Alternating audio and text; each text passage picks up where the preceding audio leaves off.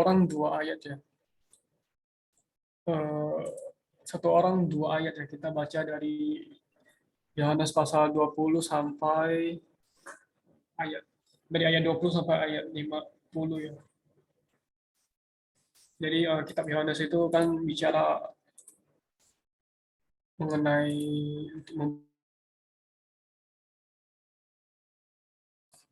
kalau kita baca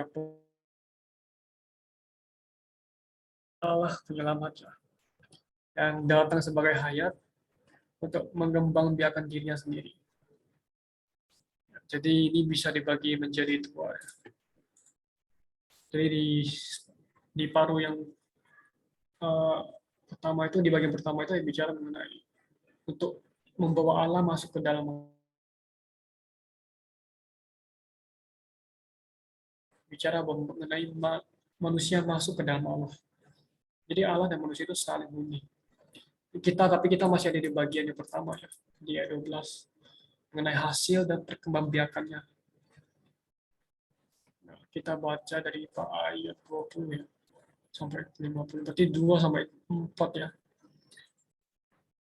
Mari kita mulai baca satu orang 2 ayat, mulai dari ayat 20. Kita baca judulnya sama-sama ya, nanti kita lanjut ayat 20. 1, 2, 3. 2. Perkembangbiakan hayat bagi gereja melalui mati dan bangkit, meliputi dimuliakannya Allah dan penghakiman atas dunia dan iblis. Amin. Ayat 20 ya? Iya. Di antara mereka yang berangkat untuk beribadah pada hari raya itu terdapat beberapa orang Yunani. Orang-orang itu pergi kepada Filipus yang berasal dari Betsaida di Galilea, lalu berkata kepadanya, "Tuhan, kami ingin bertemu dengan Yesus." Filipus pergi memberitahukan kepada Andreas. Lalu Andreas dan Filipus menyampaikan kepada Yesus. Kata Yesus kepada mereka, telah tiba saatnya anak manusia dimuliakan. Kami untuk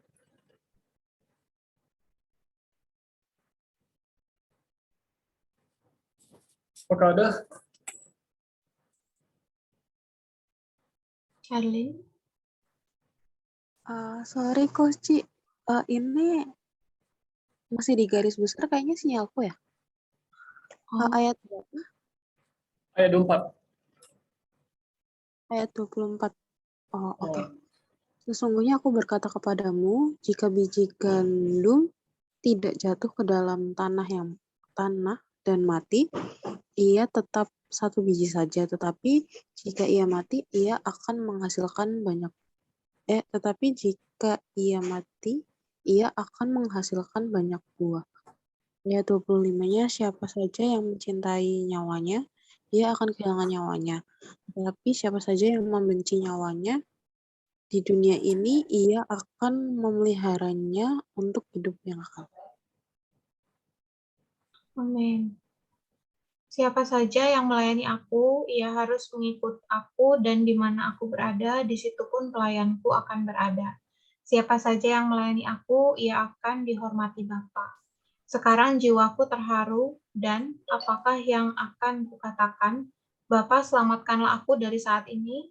Tidak, sebab untuk itulah aku datang ke dalam saat ini. 28. Bapa, muliakanlah namamu. Lalu terdengarlah suara dari surga. Aku telah memuliakannya, dan aku akan memuliakannya lagi. 9. Orang banyak yang berdiri di situ dan mendengarkannya berkata bahwa itu bunyi guntur. Ada pula yang berkata, seorang malaikat telah berbicara dengan dia. 30. Jawab Yesus, suara itu telah terdengar bukan oleh karena aku, melainkan oleh karena kamu. Ayat 31. Sekarang berlangsung penghakiman atas dunia ini. Sekarang juga penguasa dunia ini akan dilemparkan keluar. Amin. Dan apabila aku ditinggikan dari bumi, aku akan menarik semua orang datang kepadaku. Ini dikatakannya untuk menyatakan bahwa bagaimana caranya ia akan mati. Lalu jawab orang banyak itu, kami telah mendengar dari hukum Taurat bahwa Mesias tetap hidup selama-lamanya.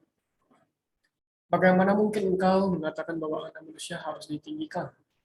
Siapakah anak manusia itu? Kata Yesus kepada mereka,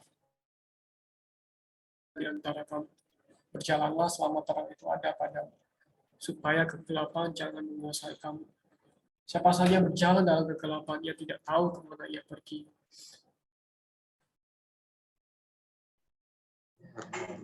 Ayat 36a, percayalah kepada terang itu. Selama terang itu ada padamu, supaya kamu menjadi anak-anak terang. 3. Ketidakpercayaan dan Ketidakpercayaan kebutaan agama. dan agama. Ayat 36b, sesudah berkata demikian, Yesus pergi bersembunyi dari antara mereka. Ayat 37, meskipun Yesus mengadakan begitu banyak mujizat di depan mata mereka, namun mereka tidak percaya kepadanya. Amin. Supaya digenapi firman yang disampaikan oleh Nabi Yesaya. Tuhan, siapakah yang akan percaya kepada pemberitaan kami, dan kepada siapakah tangan kekuasaan Tuhan dinyatakan? Karena itu mereka tidak dapat percaya, sebab Yesaya telah berkata juga. 40, ia telah membutakan mata dan memeraskan hati mereka, supaya mereka jangan melihat dengan mata dan menganggap dengan hati, lalu berbalik, sehingga aku menyembuhkan mereka. Hal ini dikatakan oleh Yesaya karena ia telah melihat kemuliaannya dan telah berkata-kata tentang dia.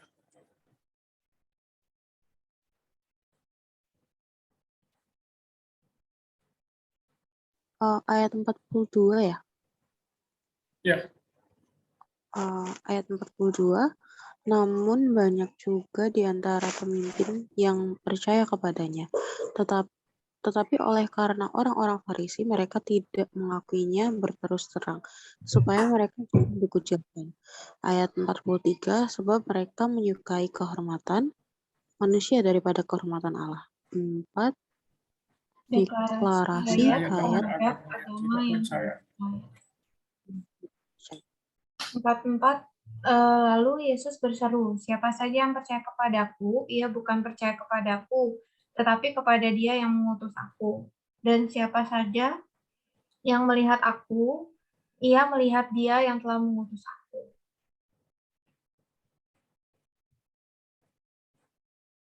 Amin. 46, telah datang ke dalam dunia sebagai terang, supaya setiap orang yang percaya kepadaku jangan tinggal di dalam kegelapan.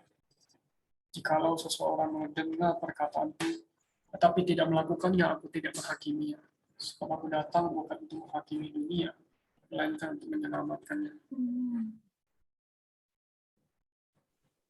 Ayat 48, siapa saja yang menolak aku dan tidak menerima perkataanku, ia sudah ada hakimnya, yaitu firman yang telah kukatakan, itulah yang akan menghakiminya pada akhir zaman. Ayat 49, sebab aku berkata-kata bukan dari diriku sendiri, tetapi Bapa yang mengutus aku, dialah yang memerintah aku untuk mengatakan apa yang harus aku katakan dan aku sampaikan. Amin. Ayat 50, aku tahu bahwa perintahnya itu adalah hidup yang kekal. Karena itu apa yang aku katakan, aku sampaikan sebagaimana difirmankan oleh Bapa kepadaku. Amin. Selesai sampai di sini. Mungkin ada yang mau sharing dari porsi bacaan hari ini?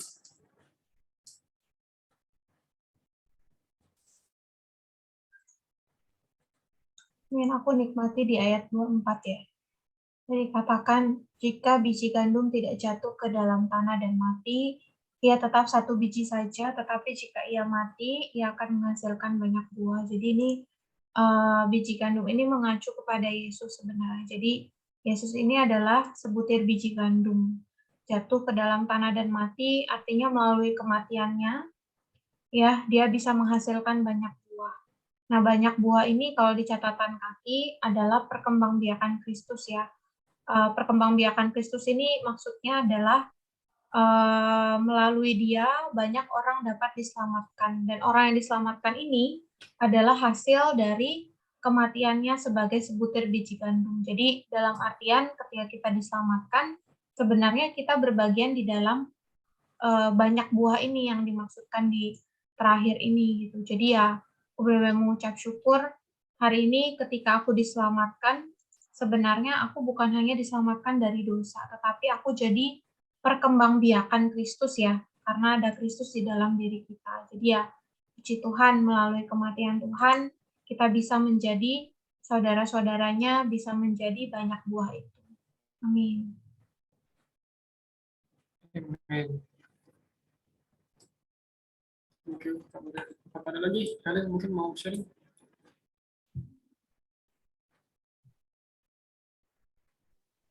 Kalau aku di ayat 25 sama 26 kok. 25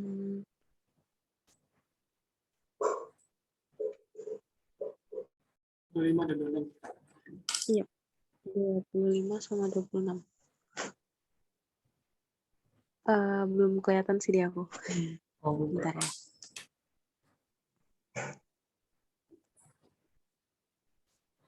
Aku baca di ini kayak.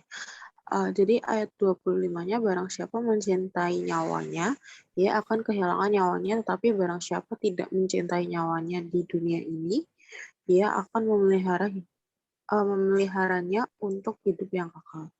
Ayat 26-nya, barang siapa melayani aku, ia harus mengikut aku, dan di mana aku berada, di situ pun pelayananku akan berada. Barang siapa melayani aku, ia akan dihormati Bapa. Udah sih kok, 2 ayat itu aja. Thank you. Amen. Thank you. Ya, banyak di pasal 12 ini banyak bicara mengenai hayat ya. Kalau ini kan permulaan dari ayat 12 kan itu adalah ada miniatur gereja, hidup gereja. Ini dimulai dari Tuhan Yesus datang ke Betania, rumah penderitaan. Jadi hasil dari dan perkembangbiakan hayat itu ada satu rumah, yaitu miniatur hidup gereja. Ini adalah hasil dari hayat. Kemudian di bagian kedua dan ya bagian 2 dan selanjutnya bicara mengenai perkembangbiakan hayat bagi gereja melalui mati dan bangkit. Jadi perkembangbiakannya melalui cara apa? Ya, dengan cara mati dan bangkit. Sesuai yang dikatakan di ayat 24. Ya. Jadi ini adalah perkembangbiakan hayat. Sama seperti biji gandum. Jadi kalau biji gandum itu perlu mati, jatuh ke tanah dan mati. Baru bisa menghasilkan banyak buah. Itulah perkembangbiakan. Itulah hasil dari hayat. Dan itu hasilnya apa? Jadi kita itu sendiri. Bagi yang percaya kita adalah hayat butir itu, biji gandum itu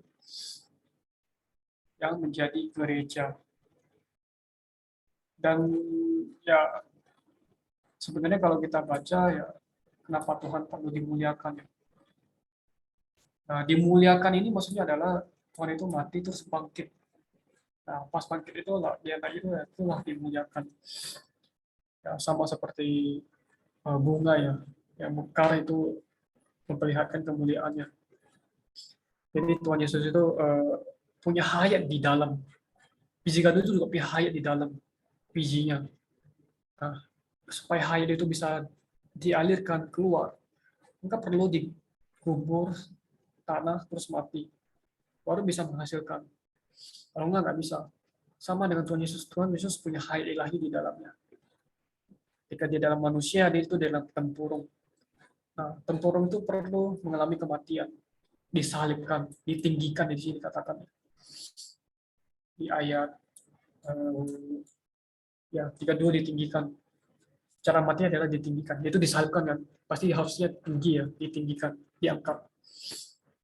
Ya, maka itulah apa namanya? Barulah Tuhan dimuliakan, menghasilkan kita sebagai hayatnya. Terus di sisi yang lain ada agama yang nggak percaya ya, walaupun sudah begitu melihat banyak mujizat. Tapi itulah kekerasan hati mereka. Itu juga adalah nubuat. Kemudian yang terakhir, bagaimana respon Tuhan terhadap mereka yang tidak percaya.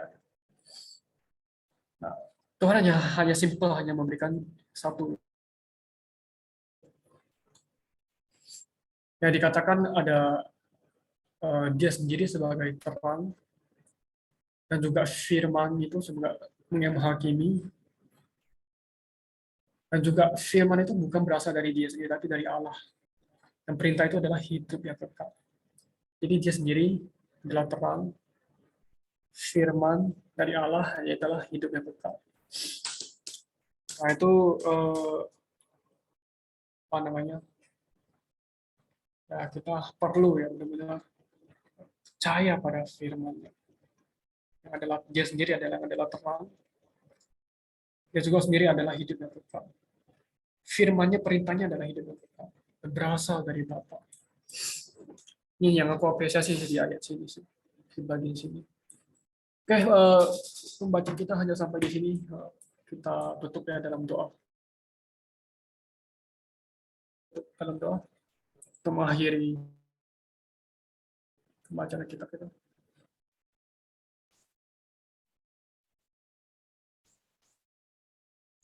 Amin. Aku tutup dalam doa ya. Amin. Tuhan Yesus, terima kasih ya Tuhan, Dikau menjadi satu biji gandum, jatuh ke dalam tanah dan mati. Dikau memberikan hayat-Mu ke dalam kami boleh berbagian bersama dengan anak-anak Allah yang lain. Tuhan juga dapatkan setiap firman yang kami baca, yang kami dengar ini, boleh jatuh ke dalam tanah hati yang baik, sehingga di dalam kami firman-Mu boleh bertumbuh. Tuhan Yesus, kami damba menjadi pelaku-pelaku firman hari ini. Tuhan, kami cinta padamu. Amin. Amin. Thank you, Pak Murid.